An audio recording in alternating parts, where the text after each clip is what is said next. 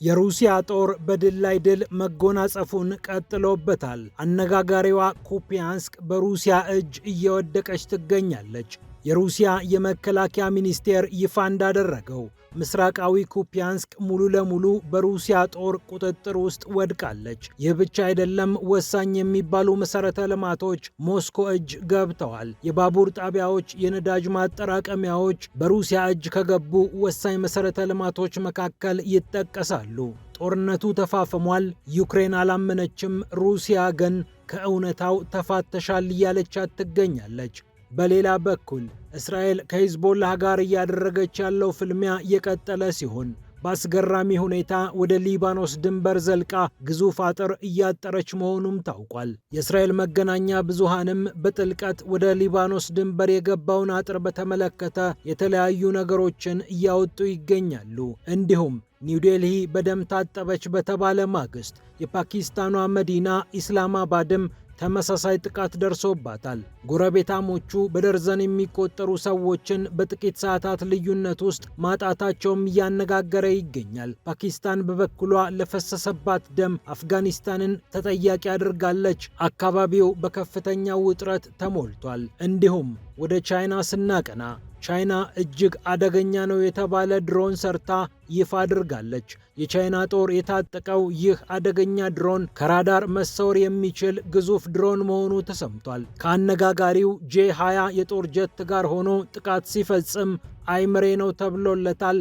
ይህ አነጋጋሪ የቻይና ድሮን በአንድ ዝነኛ የሩሲያ ድሮን ተመስሎ የተሰራ ነው መባሉም አነጋጋሪ ሆኗል። ፒያሳ ኔትወርክን ስትከታተሉ ሁሉንም በጥልቀት ታገኛላችሁ። ፒያሳ ኔትወርክን ሰብስክራይብ፣ ላይክ እና ሼር በማድረግ የተአማኒ የጥልቅና የፈጣን ዘገባዎች ቤተሰብ ሁኑ ስንል በአክብሮት ጋብዘናል። አሁን ወደ ጉዳዮቻችን አለፍን።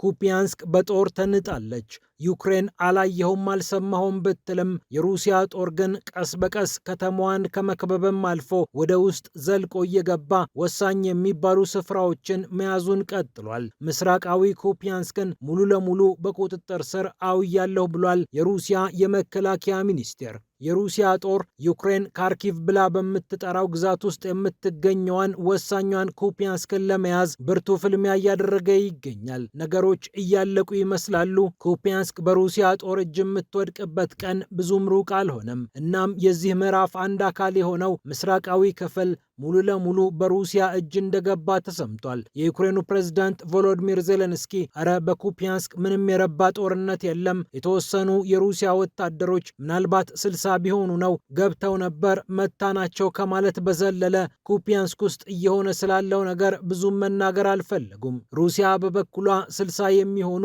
የዩክሬን ወታደሮች ሙሉ ለሙሉ መደምሰሳቸውና 16 የሚሆኑ ከባድ መሳሪያዎች፣ ብረት ለበሶችና ሌሎችም መሳሪያዎች ከጥቅም ውጭ መሆናቸውን ይፋ አድርጋለች። የራዳር ማዕከላት፣ የኤሌክትሮኒክ ውጊያ ጣቢያዎች እንዳልነበሩ ሆነዋል ብላለች ሞስኮ።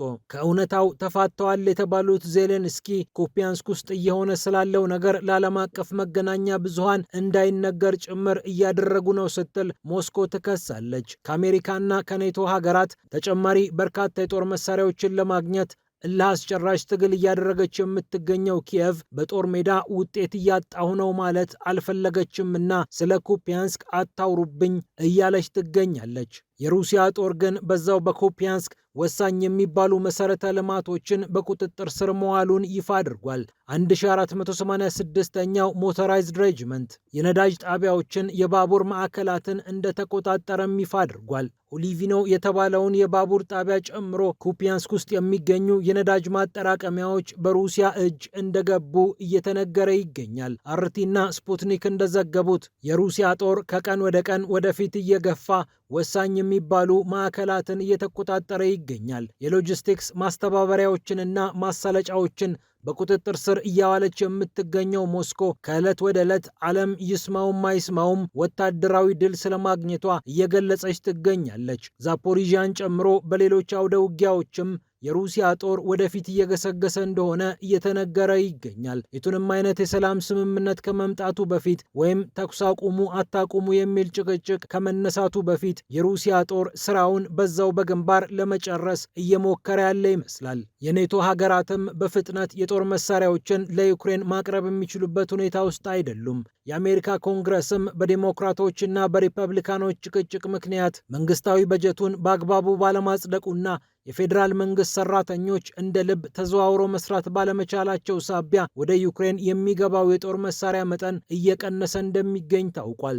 እንደ ሩሲያ በብዛት መሳሪያ ማምረት የማይችለው የኔቶ ካምፕ እዛው ተመርቶ እዛው ግንባር ላይ የሚወጣውን የሩሲያ የጦር መሳሪያ ብዛት እንዲሁም የሰው ኃይል መቋቋም ካልቻለችው ዩክሬን ጋር ምን ያህል ይዘልቃል የሚለው ጉዳይ አሁንም አጠያያቂ ሆኗል።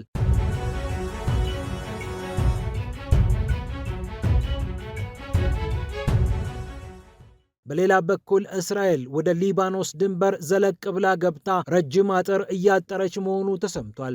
ከሂዝቦላህ ጋር ከፍተኛ ፍልሚያ ውስጥ የምትገኘው እስራኤል በደርዘን የሚቆጠሩትን የሂዝቦላ ወታደሮች ገድያለሁ የሚሉ ሪፖርቶችን እያወጣች ትገኛለች። በጥቅምት ወር ብቻ ከ40 በላይ የሂዝቦላ ወታደሮችን ደምስሻለሁ ያለችው እስራኤል ባለፉት ተከታታይ ቀናት ብቻ በደርዘን የሚቆጠሩትን አስወግጃቸዋለሁ ብላለች። እንዲህም ሆኖ ታዲያ ሂዝቦላህ ዳግም እየተደራጀ ነው፣ ከሶሪያ ሮኬቶችን ሳይታጠቅ አልቀረም፣ ኢራንም ገንዘብ አቀብለዋለች እያለች የሂዝቦላህን አስፈሪነት አሁንም መግለጽ አላቆመችም። ይህንንም ለማስቀረት ወደ ሊባኖስ 2 ኪሎ ሜትር ገደማ ዘለቅ ብላ ሰፊና ረጅም አጥር እያጠረች መሆኑ ተሰምቷል። አይታሩንና ማሩን አልራስ የተባሉ ስፍራዎች ላይ ነው እስራኤል እነዚህን አጥሮች አጠረች የተባለችው። ሰማያዊው መስመር ተብሎ ከ25 ዓመት በፊት ሁለቱ ሀገራት ድንበሬ ድንበርሽ የተባባሉበትን አካባቢ በመጣስ ቴልአቪቭ ረጅም አጥር እያጠረች ትገኛለች። በትንሹ ከሊባኖስ ድንበር 2 ኪሎ ሜትር ፈቀቅ አድርጋ ይህንን አጥር እንደገነባች የዲዮት አህሮኖት የተባለው በዕብራይስጥ የሚጽፍ መገናኛ ብዙሃን ይፋ አድርጓል። ሂዝቦላህ በእሳት እየተጫወተ ነው የምትለው ቴልአቪቭ ቡድኑን እስከ መጨረሻው ለማሰናበት እና በሰሜናዊ እስራኤል ሰላም ለማንገስ በደቡባዊ ሊባኖስ የመሸገው ቡድን መመታት፣ ትጥቅ መፍታት አለበት የሚለውን አቋሟን እያጠናከረች ትገኛለች። ጆሴፍ አውን ለተባሉት የሊባኖሱ ፕሬዝዳንትም ማስጠንቀቂያዋን እየሰጠች ትገኛለች። ሂዝቦላህ ተዳክሟል፣ ወሳኝ መሪዎቹን አጥቷል ቢባልም እስራኤል ግን ሂዝቦላህን አላመነችውም፣ ዳግም እየተደራጀ ነው እያለች እየከሰሰች ነው።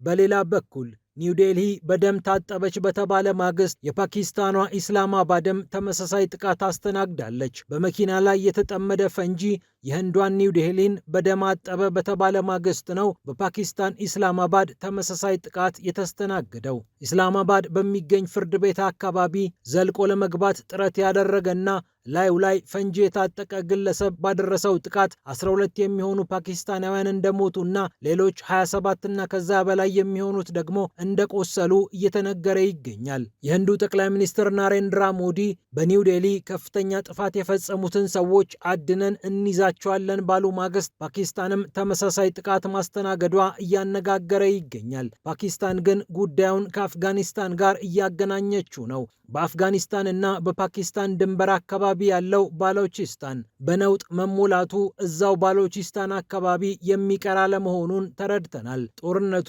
ለመላው ፓኪስታን የታሰበ እንደሆነ አውቀናል ብለዋል የፓኪስታኑ የመከላከያ ሚኒስትር ካዋጃ አሲፍ። በኤክስ ገጻቸው ላይ ሚኒስትሩ እንደተናገሩት ይህ ደግሞ የማንቂያ ደወል ነውና ፓኪስታን ራሷን ማዘጋጀት አለባት ብለዋል። ከካቡል ግልጽ መልእክት መጥቶልናል። እናም ፈጣሪ የተመሰገነ ይሁን፣ ፓኪስታን ይህንን ምላሽ ለመስጠት ዝግጁ ነች፣ ሙሉ አቅም አላት ብለዋል። ፓኪስታን ከአፍጋኒስታን የሚነሱ አማጽያን እያወኩኝ ነው ብላ የካቡልን መንግስት እየወቀሰች እንደምትገኝ ይታወቃል።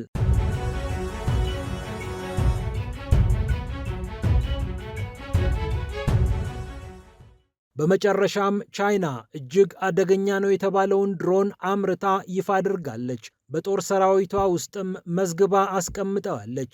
GJ-11 ይባላል። ይህ ከራዳር መሰወር የሚችል ግዙፍ ድሮን። ይህ ድሮን በዋናነት በራሱ እንዲንቀሳቀስ ብቻ ሳይሆን ዘመናዊ የሆነውን የቻይናን የጦር ጀት እንዲያጅብም ጭምር ተመርቷል ነው የተባለው። J-20 የተባለው የጦር ጀት ፓኪስታን ታጥቃው በህንድ ላይ ጉልበቷን ካሳየችባቸው መሳሪያዎች መካከል አንዱ መሆኑን አመላክታበት ነበር። የቻይና የተራቀቀ የአየር ኃይል ቴክኖሎጂ ውጤት ነው የተባለው GJ-11 ከሩሲያ ሰራሹ S-7 ድሮን ጋር ተመሳስሎሽ አለው እየተባለ ይገኛል። S-7 የተባለው የሩሲያ ድሮን ሱ-57 ከተባለው የአምስተኛው ትውልድ የጦር ጀት ጋር አብሮ ሆኖ ጥቃት መፈጸምና ማቀናጀት እንዲችል የተሰራ እንደሆነ ይነገርለታል። የቻይና ጦርም በዚህ ሞዴል ላይ ተመስርቶ የገነባው GJ-11 አሁን ሙሉ ለሙሉ ወደ ስራ መግባቱን የተለያዩ መረጃዎች አመላክተዋል ሲል ዲፌንስ ብሎግ ዘግቧል። የቻይና ጦር እነዚህን ዘመናዊ የጦር መሳሪያዎች እየታጠቀ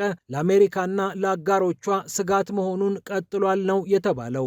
ፒያሳ ኔትወርክን ስትከታተሉ ስለቆያችሁ ክብረት ይስጥልን ብለናል። ፒያሳ ኔትወርክን ሰብስክራይብ፣ ላይክ እና ሼር በማድረግ የተአማኒና የጥልቅ ዘገባዎች ቤተሰቡን ስንል በአክብሮት ጋብዘናል። ሰላም ለዓለማችን።